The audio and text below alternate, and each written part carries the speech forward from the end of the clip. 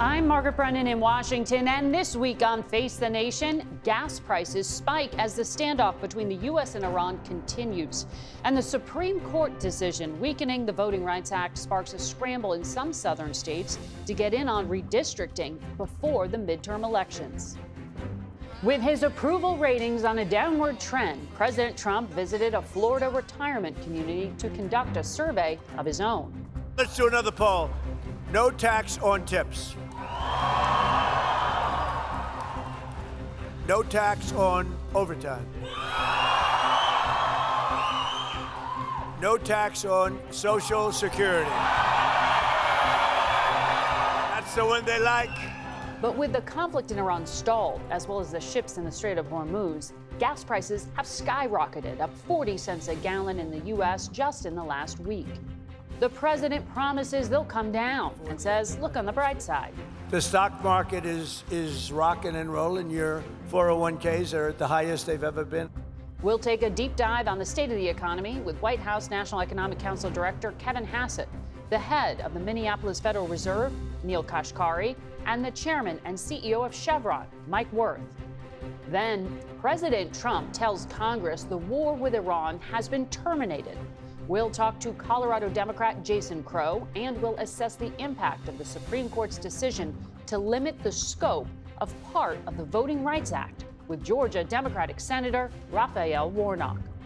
It's all just ahead on Face the Nation.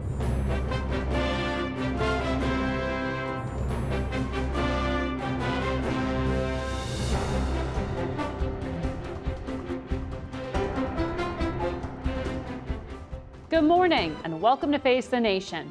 It has been another one of those weeks where some very big news stories now feel very much in the rearview mirror. One such story is that Congress finally, by voice vote no less, after 76 days, ended the partial shutdown of the Department of Homeland Security. So now TSA agents and the Coast Guard are fully funded. Still unfunded, though, are the two immigration agencies, ICE and CBP. But the story that's not going away is the impact the war with Iran is having on the global economy. Rising fuel costs were a factor in the shutdown of low-cost carrier Spirit Airlines yesterday, and the sudden shutdown left thousands stranded and some 14,000 plus employees without jobs, according to the pilots union. We begin this morning with the director of the White House Economic Council. Kevin Hassett joins us from Los Angeles. Good early morning to you.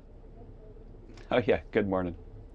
Well, Director, President Trump sent a letter to Congress on Friday saying a few things. One, that the conflict with Iran, the ceasefire has been extended. He also said the hostilities have been terminated. He also said the threat posed by Iran remains significant and the force posture will continue to be updated. Then overnight, we saw the president said Iran has not yet paid a big enough price for what they've done to humanity. What exactly is the message to the market? Right. Well, I think the market has been pretty consistent. The fact is that what the president is seeing is that the blockade is working. It's putting an enormous amount of pressure on Iran. And Iran's threats to put mines in the straits have even made it so that humanitarian aid that, of course, we would let through to Iran, that there are a lot of those ship captains that are wary of going to Iranian ports because they're worried about where the Iranians have put the mines. And so, I go down to the sit room many times a week and get briefed on what's going on in Iran. And they're an economy that's really on the precipice of extreme calamity. They are having a hyperinflation. They're starting to have hunger. The bottom line is that the pressure on the great American people, because of these people who are really intent on American and Israeli destruction with their nuclear weapons, are still in power. One last thing, yeah. Margaret, I don't know if you noticed, but the UN human rights folks came out this week condemning Iran because they're killing people who are trying to stand up to this regime that's potentially, causing starvation and even famine. So you said the blockade is still on. A blockade is an act of war. Are we at war with Iran? Iran shut down the straits. Iran shut down the straits, Right. and the only ones they were letting through were Iranian ships, and President Trump didn't think that was acceptable. So we are still at war with Iran. You know what? I don't know what the definition of war is when we're not shooting and we're negotiating, and they're under a lot of pressure. There's no reason, I think, right now to do anything other than what we're doing. The fact is that regime has destroyed the country. Let me put it in perspective. In 1978, before the Ayatollah came in, then the per capita GDP in Iran was about the same as for Japan and Italy. Now it's about the same as for Honduras. Right. So they've run that country into the ground, and that's before the straits were closed. And so it's really a country that's on the rocks. Sure, and we're negotiating with them. But so we're going into week 10. I'm wondering what economic modeling you have done here, because the president had originally said the war was going to last 4 to 6 weeks. We are now at the national average gas price of $4.45 a gallon. Can we end the conflict without taking back the Strait of Hormuz? Well, what's going on right now is that we're doing an all-of-the-above approach to get energy to Americans and increase energy production around the world. And I think if you look out into the future, what people are saying, so as an example, we waived the Jones Act. The price in the U.S. is $10 a barrel less than it is on the world, and in the world exchanges. And all the West Coast was buying world price of oil, but now they're buying U.S. price of oil. So we've made an enormous number of strides to reduce the short-term disruption. Well, the Bank of America came out with a report this week that says the gas price spike has cost consumers $19 billion. They say gas prices have canceled out nearly half of the increase in expected tax refunds. Goldman Sachs concurs, saying the drag will offset the benefits from that tax bill the White House had championed. Do you agree with that analysis? No, that analysis is incorrect. Like, think about it this way. 153 million people have filed taxes already, and the average tax refund is $3,600. 53 million people have benefited from no tax on tips, no tax on overtime, no tax on Social Security. For the no tax on tips and Social Security, that exempts between $7,000 and $8,000 from taxation for those people, and for the no tax on overtime, it's like closer to $5,000. And so these are really, really big numbers. And if people look at their gas bills, of course they're higher. And we're doing everything we can to make the temporary increase as small as possible. But and then finally there's the economic growth component. Real incomes are growing, and real incomes, when they adjust for inflation, include the price of energy. Real incomes shrunk for almost 8 years under Obama. They shrunk under Biden, and they're rising now despite the short-term increase in gas prices. Well, we did see an increase in the PCE, but just to clarify, the tax law that the president signed doesn't eliminate taxes and Social Security. It gives seniors an enhanced standard deduction through the end of 2028. But let me ask you about the news on Spirit Airlines. But that makes it so most people aren't covered. Yeah, I want to talk about Spirit. I was just going to say that makes it so most people don't face the tax on it. So you're right as a technical matter, but it has the effect that we discuss. So Spirit Airlines ceased operations, as we said at the top of the program. I know the White House was trying to craft an 11th hour rescue plan. What happened, and do you have a sense of the broader economic impact? Oh, sure. It's something that I was very much involved in. We were aware that because the merger between JetBlue and Spirit was canceled unwisely by the Biden administration, that Spirit sadly was on the ropes. When we looked at their books, that basically the creditors were going to liquidate them and try to sell their assets so that they could get some of the money back that they had lent them. And there were some authorities that were explored to see if we could help them, get a lifeline. And in the end, the legal guys decided that those authorities wouldn't apply in this situation. Meanwhile, while that was being investigated, Secretary Duffy and I talked to the other airlines to make sure that they were helping people who were stranded by Spirit get home, and to get home basically at much lower prices than the normal fares that they would charge. So the company, in fact, American and United and Southwest have all said that they're going to help the passengers of Spirit get home. So you mentioned past financial troubles. Unquestionably, Spirit did have them for many years, but they did have that restructuring deal with bondholders back in March. In the statement Spirit released explaining why they were shutting down, they said, quote, "The sudden and sustained rise in fuel prices in recent weeks ultimately has left us with no alternative." Are other industries also at risk of collapse, or other major companies, due to this energy shock? Well, don't forget that the Spirit Airlines was Chapter 11 twice because they basically didn't have a business model that was working. Yeah, that's right. And the other airlines are still operating. I just flew out here to discuss these matters at the Milken conference in LA, on United Airlines, and the other airlines are operating. What they've done, because they have thought ahead way more than the management at Spirit, is hedge their jet fuel purchases and so on, so that short-term energy shocks don't have a big effect on their business. Certainly, it'll affect profits for the airlines for a quarter or so, but they're very, very healthy right now. Kevin Hassett, we'll let you get back to work. Thank you for joining us this morning. Face the Nation will be back in a minute. We go now to Neel Kashkari, who is the president and CEO of the Federal Reserve Bank of Minneapolis. Good morning. Good morning, Margaret. So the Federal Reserve kept interest rates unchanged this past week. And on Wednesday, you were one of 3 regional presidents who indicated that future rate cuts may not be appropriate and a hike could even be in the cards. You dissented there. Are you saying that the financial markets and the White House should no longer expect the Fed to cut rates? I think we all need to be open-minded about where interest rates are going because there's so much uncertainty coming out of the Middle East.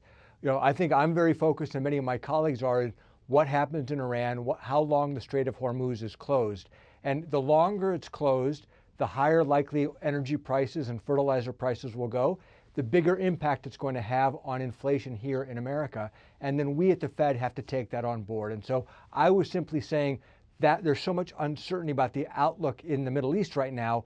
I don't feel comfortable signaling that a rate cut is in the cards. We might, in worse scenarios, we might have to go the other direction. I know you were just listening to Kevin Hassett, the president's economic advisor. He was not directly answering the question of what comes next, but he was painting a picture of continued tension. And I wonder now, since we're in week 10 of this tension, however it's defined, how are you going to be able to judge the inflation shock over the next few weeks until you get to that June meeting? Well, I'll give you an example. So the price effect, the energy effect and energy prices from the Iran conflict is already by some measures as big or larger than when Russia invaded Ukraine. So it's already having a big effect, and we're seeing it. You mentioned the PCE data. We're already seeing it in the inflation numbers here at home. I talked to the CEO of a global company headquartered in Minnesota that has supply chains all around the world just last week, and they have estimated that even if the Strait reopened today, it would probably take 6 months for their supply chains to return to something like normal. So I think for the Fed, we are going to have to watch what happens in the Middle East and the inflation data very carefully. That's going to have to guide us. But if it's a 6-month process for inflation returning to normal or something like normal, in the best case scenario, I'm also very concerned about something that's not the best case scenario and what that might do to prices here at home. So we'll hear from Chevron CEO later in the program. He also talks about just the many, many factors that are likely to keep energy prices elevated for some time. In your letter that you published explaining why you dissented, you also said the labor market has been in a, quote, low hire, low fire environment for some time. Right now, we're seeing some corporate layoffs underway, and I wonder what the dynamic is that you think is playing out now and how the energy shock is going to play into it. Well, so far, recently, the labor market has shown some signs of stabilization. So if you look at unemployment claims and new unemployment claims, they're very low. The unemployment rate has been at around 4.3%. It's bounced around a little bit for the last 6 months. So it seems like mostly the labor market is moving sideways. But the bigger the inflation shock that comes out of the Middle East, the more that's going to force Americans to cut back in their spending because they have to pay for gas, for example. So they'll cut back other spending. That can have a way of tamping down economic growth. That even could translate into some weakness in the labor market. So at this moment, the labor market seems like it's okay. But if this conflict is prolonged or if it gets much worse from here, then I think that could be a real downward shift to the growth trajectory of the U.S. economy. And it'll be uneven on who gets affected by that, unfortunately. When you say prolonged, what do you mean by that? We're in week 10. Well, I mean, could it go on for months? Could it go on for the end of the year? I just don't know. I'm not a foreign policy expert, but we're watching very carefully. And that, the challenge the Fed is facing right now is really about uncertainty of the outlook for inflation, which stems back to what happens in the Middle East. And it seems like there's a great deal of uncertainty about the path ahead, from what I can read. Mm-hmm. I want to ask you about what's happening with the Fed as an institution. The Senate Banking Committee voted to advance Kevin Warsh's nomination as Federal Reserve Chair. He is expected to be confirmed in mid-May. During his testimony, he said the Fed has mishandled inflation over the past few years. And he said the Fed needs a, quote, serious shaking up with a good family fight. Do you agree with that? There needs to be a good family fight and a change of how you do business? Well, I think we're all looking forward to Kevin concluding his confirmation process. We look forward to working with him and hearing his ideas. Some of the things that he's talked about, I think would welcome an examination of how we communicate this thing that we call the dot plot. He's talked about. I think many of us would like to examine that. There are things about the balance sheet and how we use the balance sheet. I think those are also, I think we would welcome a fresh examination of some of these policies. And so I think someone coming in and saying, hey, let's re-examine how we use some of our tools. I think those are good discussions to have. I don't think we'd be physically fighting. I think that we'd have robust discussions over the benefits and the cost of these various tools. And I think that would be worthwhile to have. Or how you measure inflation? Well, I think that there are many different ways of measuring inflation. He has talked about in his confirmation hearing some of his preferred measures. We're always looking at different ways of measuring inflation, and in different moments, certain measures seem like they do a better job than others. And so I think we need to examine all of those options dispassionately and figure out what is the best measurement tool going forward. Quickly, the national debt is now larger than the U.S. economy. It exceeds 100% of GDP. It's going towards a record here. What risk does that pose? Well, no one knows, how big is the danger zone and when it's going to actually trigger some kind of a crisis. If you look, I know you know this, if you look at the CBO's forecast for where the debt is going, it's absolutely headed to an unsustainable level. Ultimately, this is the job of our fiscal policymakers, Congress and the executive branch, to come together and put us on a sound fiscal trajectory, which we're not on right now. I don't see an immediate crisis brewing, but at some point it's going to be a problem, and ultimately our political system needs to address it. Neel Kashkari, thank you for sharing your insight this morning. And we'll be right back with a lot more Face the Nation. Stay with us. President Trump met with oil executives this past Tuesday at the White House, and we spoke to one of the attendees, the chairman and CEO of Chevron, Mike Wirth, a few days prior to that meeting, and we asked him to describe the global energy shock we're all experiencing. The way I would frame it is the energy system has lost an incredible amount of flexibility. The global economy consumes about 100 million barrels of oil every day. A barrel is 42 gallons. About 20% of that moves through the Strait of Hormuz, so that's been significantly disrupted. Normally, the energy system has shock absorbers in it. So we have inventory in tanks at facilities. We've got inventory on the water in ships. We've got inventory in strategic reserves. All of those have been pulled down over the last couple of months as these events have unfolded.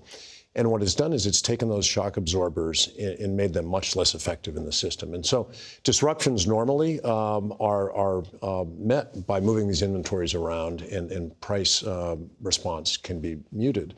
As the shock absorbers are withdrawn, the shocks translate a little bit more directly. And so I think what he's referring to is we're in a period where there's been significant supply taken out of the system, and we are facing this upward pressure on prices and volatility that is manifest itself thus far and likely to continue.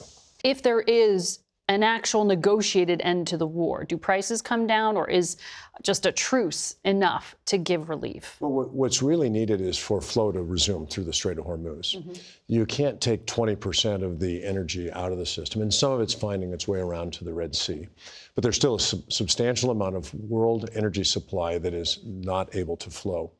And so that's the key thing, is to restore that flow. It allows markets to begin to rebuild these inventories. It allows us to get products to where they're needed and to alleviate some of the pressure. But that all will take time. It's a world where we get logistics of ships and pipelines and moving things around to markets around the world. And so that's why I say I think it's going to be with us for some time, because even if the Strait were to open today, getting supplies to where they're needed and resuming the normal functioning of the system is going to take some time. It's not just the Strait. 12 refiners in the Middle East were hit by a missile or a drone attack, according to Clearview Energy. So the infrastructure itself has been damaged. How long does it take to get production back as well? Well, it's going to take, in some cases, weeks and months, in some cases, years. There have been oil fields that have been just shut in because there's no place to store the oil.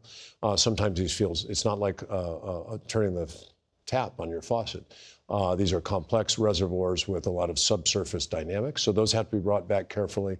There's been damage to upstream, midstream, and downstream infrastructure like refineries. When it comes to the price, when we look at what's happening out there on the markets, that's one thing. That's traders placing bets.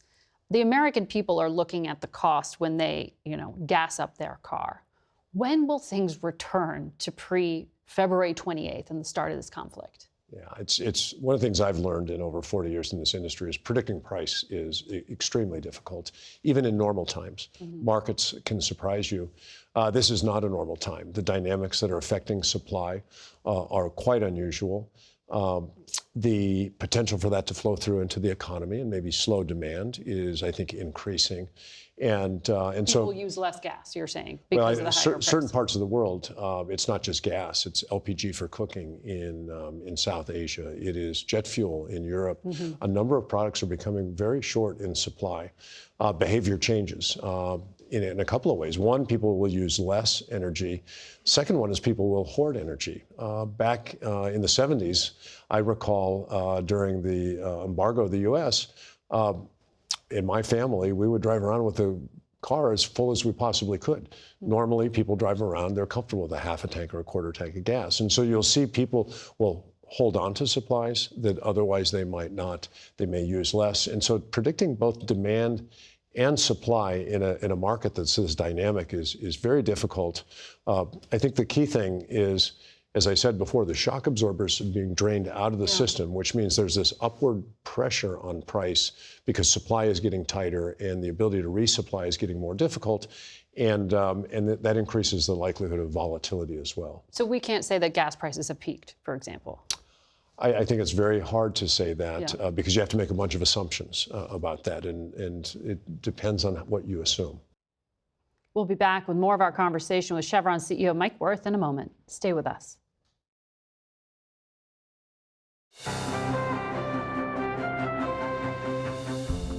Welcome back to Face the Nation. Here's more now of our conversation with Chevron CEO Mike Wirth. We're reading about airports running out of jet fuel.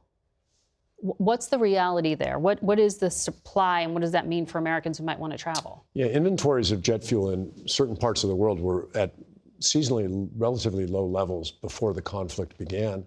The Middle East refiners are significant exporters of jet fuel, particularly to Europe, where 75% of Europe's imported jet fuel tends to come from those refineries. It's not flowing today. So we are seeing jet fuel tighten very quickly in Europe, in Asia, and we're seeing airlines announce adjustments to their flight schedules. We're seeing it flow through into fares. I think that's one of the first places it'll be felt most broadly. I mean, we've seen some upward pressure on gasoline prices now. I think aviation is clearly an area where it's going to probably get worse over the next few weeks. Get worse over the next few weeks, but that has a lag effect. I mean, what you're saying is if you're buying a trip to Europe, expect to pay a heck of a lot more, even if it's months from now. Yeah, again, I can't predict how the airlines are going to price their product, but I think the upward pressure that they're seeing on prices and the tightness in the market is likely to lead to further route optimization, and so flights may not be as abundant as they otherwise would have been. I think planes will probably be more full than they would have been, and yes, fares could be higher. You're saying we don't know enough to actually make hard predictions. That's what I hear you saying. Yeah, it's, there's a kind of an old axiom that, I can tell you the price, I just can't tell you when. It's very difficult to predict these things because markets are dynamic. They can respond to things that we don't anticipate.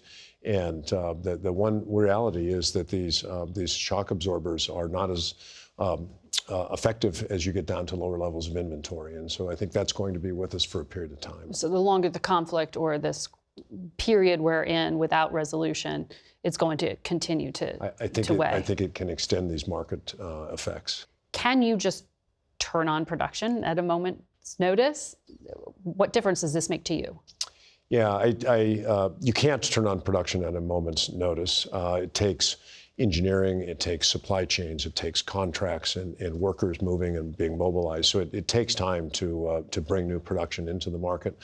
Our company had record production in the U.S. last year, 2 million barrels a day, 1 million barrels a day in the Permian. We're going to grow 7 to 10% again this year. So we do have plans underway to deliver more oil to the market. So the energy industry famously was at odds with the last administration and vice versa. In this administration, are you and your fellow CEOs calling the White House and saying you're being too optimistic? Are you telling them how much strain there is right now? Well, one thing I will say is this is an administration that engages the business community very regularly, and it's across the board from all different departments within the government. They seek dialogue, they seek input, and they're available and accessible in a way that I think is very, very good, particularly at a time like this.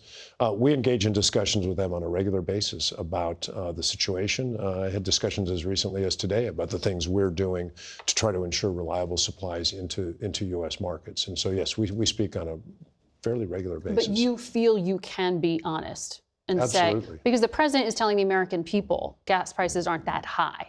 His cabinet is telling the American people that prices are about to come down. You're telling me that's not that certain at all. Well, yeah, I'm telling you that the risks kind of skew to the upside right now. And they know that. And the opportunity is for us to, see flow resume through the strait, and then at the same time pursue these policies, which I think the administration really does have as a priority to continue to encourage investment in infrastructure in our economy. The IMF director recently told us that this is going to last likely through 2026. You would say that's a fair assessment? Well, this is a significant shock to the system. It is reorienting trade flows, logistics, ships. The entire system is in a state of disequilibrium right now that has emerged over the last several weeks. And as we get to a resolution at some point in time, to establish a new equilibrium means you're going to have to resume flows. You're going to have to restart fields, to our earlier discussion. You're going to have to get ships repositioned in places that are optimal to establish supply. So it will take some time. It's not a light switch, as you said. And the full conversation was taped on April 23rd. It's available on our YouTube page, on our website, facethenation.com. We'll be right back. We go now to Colorado Democratic Congressman Jason Crow, who's joining us from Sedona, Arizona, where he's attending the McCain Institute Forum. Good morning to you. Hi, good morning, Margaret. So I want to ask you about some developing news. We learned late Friday that there was a decision made by Secretary Hassett, and the two Republican chairs of the House and Senate Armed Services Committees are objecting to it. They are very concerned by Hassett's order to withdraw a U.S. brigade from Germany. They said it was not coordinated with Congress. And yesterday, President Trump said on top of the 5,000 that was announced, he wants to pull even more troops out of Germany. What is the effect of doing so? Well, first of all, it's not just a lack of coordination or just Congress's preference that we want this to be on. This is law. There's actually law in place that both the House and the Senate passed on a bipartisan basis that sets certain conditions for movement of our troops around Europe. And we passed these laws out of grave concern for rhetoric by this administration in the past that they were going to draw down our presence in Europe, which is one of the most important troop footprints we have in the world that helps secure Europe, helps secure our economy, helps protect the hundreds of thousands of American citizens who live and work on the continent. So we are enforcing the law and the requirements. Second is it appears as though this decision was made because Donald Trump was upset by a comment made by the German chancellor. Like he is getting emotional and angry about this, and he's making really consequential troop movement decisions based upon being upset by the comments of a foreign leader, which is no way to run a foreign policy. So we're looking into it, and we're going to make sure that any movements, if they do occur, are actually in our interests. You were talking about the Chancellor of Germany saying that a whole nation is being humiliated by the Iranian leadership. I mean, that's a pretty strong statement from an ally. But in regard to pulling troops out of that country, we'll still have at least 30,000 troops or so in Germany. Isn't that still within the legal framework? I believe that the floor is set to 76,000 in Europe, but the president can go below it if he certifies to Congress it's in the national interest. Why do you think there is a violation? Well, that's exactly the assessment we have to go through. Okay. What we know is that the president is making a decision based upon a comment that he didn't like by a foreign leader. So that alone is very concerning to us. It should be concerning to every American that you have the president of the United States, a commander-in-chief, who's going to move thousands of troops around just to get back at a foreign leader for a comment that he doesn't like. Yeah. But I'm not presumptively against troop movements. Like if we need to move troops or brigades around to respond to national security issues, we should by all means do that. That's the prerogative of the commander-in-chief. When I was in the military, we would move forces around all the time.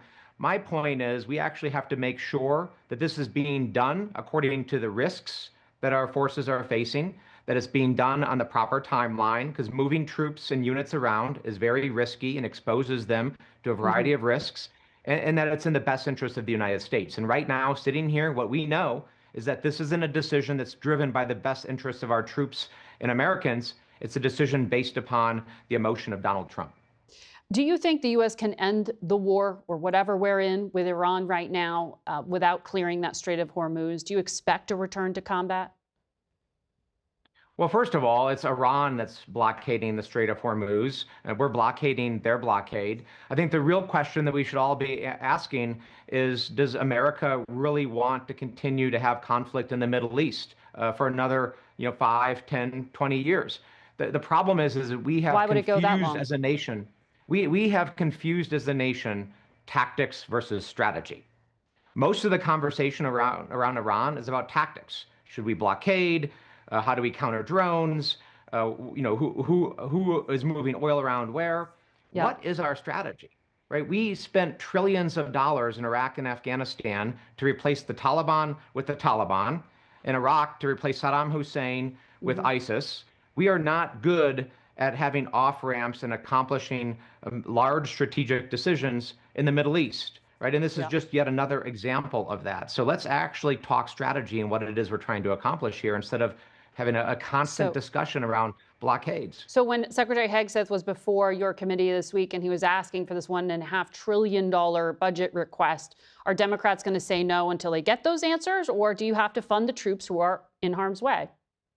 Well, I'm just going to say no, regardless of what's going on in one area, because we don't need that money, right? The Department of Defense has never passed an audit.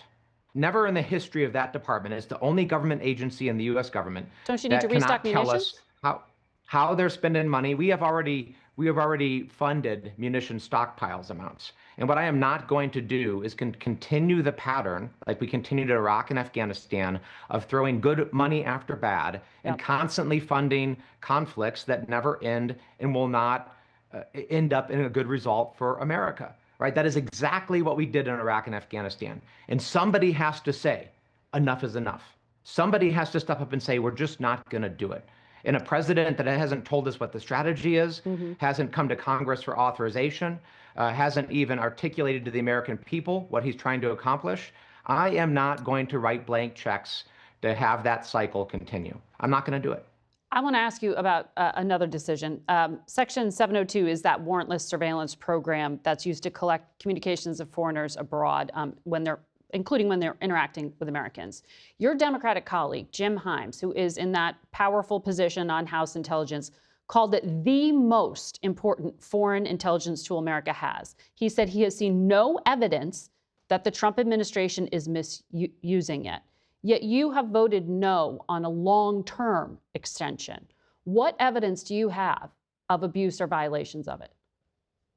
Well, here's the problem we have. Jim Himes is right. This is an incredibly important tool that helps prevent terrorist attacks. It gives us intelligence on our adversaries that helps protect our troops, which is why I've always supported it. But right now, in the last year, we have seen a president that routinely ignores legal decisions. You know, they are ignoring more than a third of court rulings against them, routinely violating the law. Hell, in February, they actually politicized DOJ and they tried to put me in prison. They tried to indict me and other members of Congress simply for stating what the law is and what the obligation of our service members are. But so your committee chair is begging for it to be extended and saying there's no misuse of it. What I am saying is I am not willing to give a very long runway to this administration on a very powerful intelligence tool when they have routinely shown to the American people and to us that they violate the law and they don't respect the law. And I will do a short-term extension, and then we will oversee that program. And we will guarantee, I will look at it hard every single month. Yeah. And if they're abusing it, if they're straying from the law, then we pull it back. But giving them a 3-year runway gets rid of all of our leverage. If we give them a 3-year reauthorization, what are we going to do if a year from now, 18 months from now, they start violating the program and abusing it? We have no recourse. Well, right now it goes until June 12th with this short-term extension. Jason Crow, thank you, Congressman, for joining us this morning. We'll be back in a moment. Last week, in a 6-3 decision, the Supreme Court struck down a Louisiana congressional map that had been gerrymandered to create a second majority black district. The 3 liberal justices dissented, saying the ruling would, quote, eviscerate a section of the landmark 1965 Voting Rights Act, while conservatives in the majority said the decision updated its legal framework. Reverend Raphael Warnock, Democratic senator from the state of Georgia, joins us this morning from Atlanta. Welcome back to the program. Good morning. So our CBS News legal analyst described this decision as narrowing the application of Section 2 of the Voting Rights Act. Effectively, it means it's now going to be harder to bring any lawsuits claiming that gerrymandering discriminates along racial lines unless there is proof of that intent. Why do you call that a defeat for American democracy?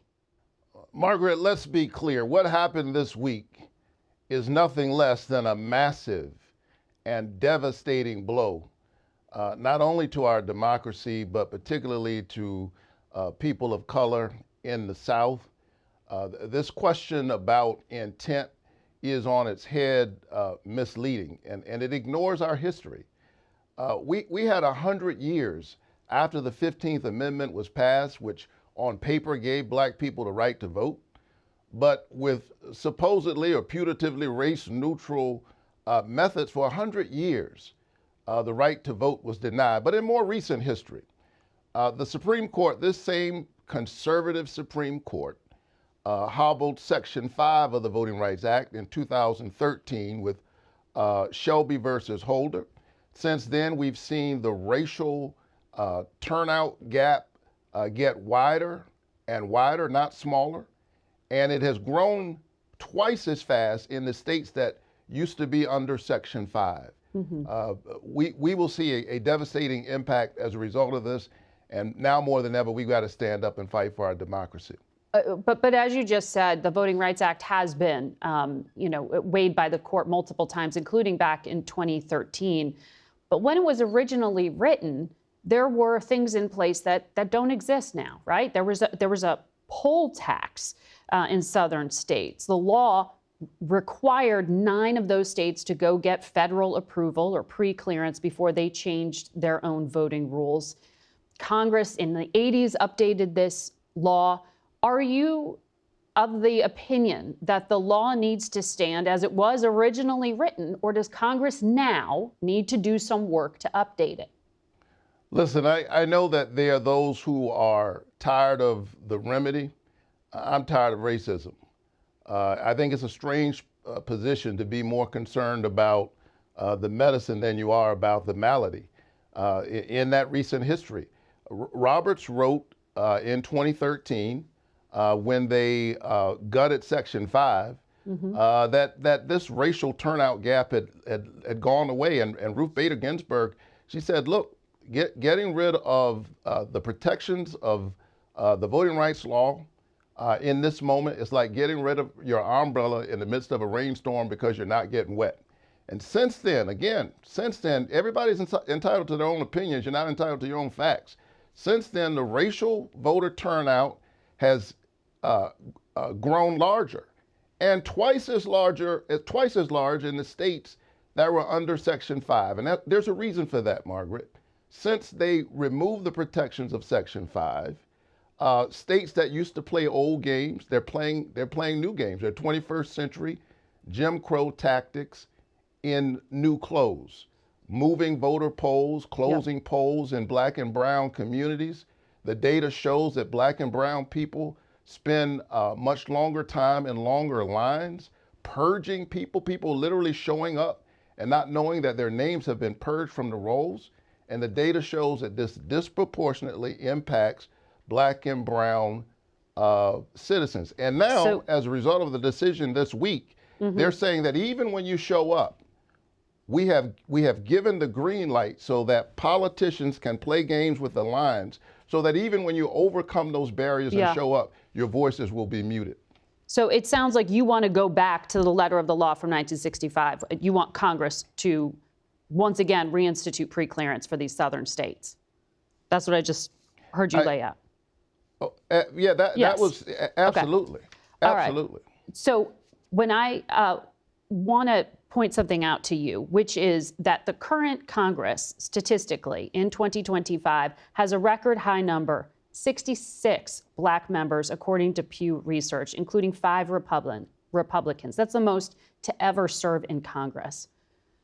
People will look at that and say, we are in a different country than we were, as Roberts once argued, as you just pointed out. Now that we are in this redistricting arms race that both parties are playing with here, do you think that will hurt Black representation? I think that the court sadly poured fuel on this redistricting arms race. The solution to be clear, you support really, redistricting opinion, that your party is carrying out. I do, because Donald Trump, who is better at dividing us than anybody I know, instituted an arms race in redistricting. But I actually hate partisan gerrymandering. I don't like gerrymandering, but we could not unilaterally disarm. He's the one who called Texas and said, literally, give me 6 more seats. And so California and other states had to respond, Virginia in kind. But the solution to this really is to ban partisan gerrymandering. Gerrymandering turns our elections on its head, so that rather than the people picking their politicians or their public servants, the politicians are picking their voters. Right, exactly, which is why I'm asking you how you could support it. But I understand you're saying the context of the moment is an emergency. Let me ask you. Well, we could. I have a bill, though, Margaret. I saw that bill, yes, right now that would get rid of partisan gerrymandering, and so far I've had no Republican takers. Well, as we just said, your party is supporting the partisan redistricting in places like California and Virginia as well. Congressman Byron Donalds of Florida said Democrats do not care about Black representation. They only care about Democrat representation. Here's what Congressman Wesley Hunt of Texas said when he was asked about the decision of the 4 Black Republicans to leave Congress. I represent a white majority district that President Trump would have won by over 20 points, and I won by 25 points the last time I ran. I'm being judged not by the color of my skin, but by the content of my character. I don't care how many Black people are here. I want the most qualified people that are here. So what do you make of the argument that you just heard there from Congressman Hunt? Yeah, he doesn't understand our American history. no one, he's quoting the words of Dr. King. No one was more committed to a country that embraces all of us than Dr. King. But Dr. King, looking at that reality, is the one who is the moral power behind the Voting Rights Act of 1965. Our covenant as an American people is e pluribus unum, out of many, one. And so this notion that representation does not matter ignores history, it ignores the facts, is uninformed. Representation does matter. When I go to the Senate every week, I bring my story and my experience as a black kid who grew up in public housing in Savannah, and so does that white kid who grew up in Appalachia. She brings her experience too. And so when we create an increasing monolith, which is what I think is going to happen as a result of this decision this week, we hurt the democracy itself, and we make it harder to get at policies that embrace all of our children and give every child a chance. Senator, we'll leave it there. We'll be right back. That's it for us today. Thank you all for watching. Until next week. For Face the Nation, I'm Margaret Brennan.